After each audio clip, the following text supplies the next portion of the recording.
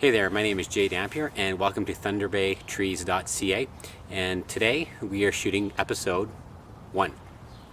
And today we're going to talk a little bit about watering your trees. If we have a perennial gardens or vegetable gardens, we do think of watering those. It's something we do, but for some reason we often neglect our trees. Now, a few days ago, you can probably see these hemlocks, little hemlocks. I planted these a couple years ago, just behind me here, and a couple days ago I watered them. Currently Thunder Bay is going through a bit of a drought. Usually we have a little more rain in the spring in typical years. Thunder Bay typically gets less than a meter of water per year. Somewhere, depending on whose numbers you look at, somewhere around maybe 80 centimeters, somewhere in that ballpark. Certainly less than a full meter of water, which isn't a lot compared to other areas of Canada, as well as other areas of North America. So a few days ago, I watered these two plants here.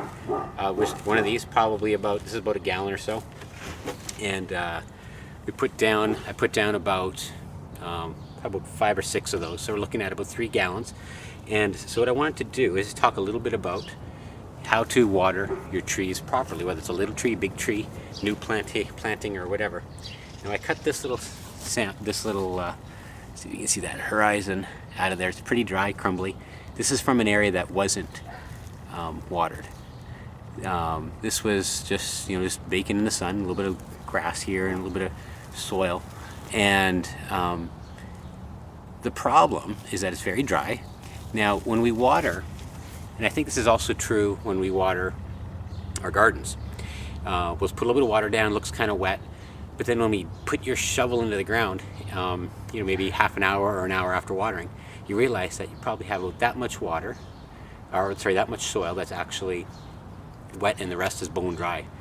Not very helpful, because most of the roots, with this grass, for example, and often grass roots compete directly with tree roots, because along the surface, just underneath the surface of the soil, like let's see if this is the surface of the soil here, the tree roots are in direct competition with the grass roots, the lawn roots. So the deeper down you get the water, and if you can get that water down 6 or 8 inches, your trees are happier, your lawn's happier.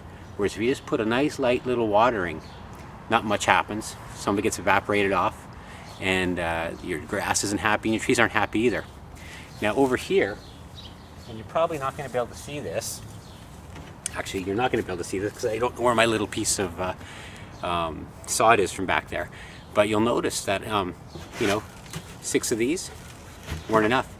The moisture only went down about an inch or two, or probably about an inch, about 2.5 centimeters. That's it.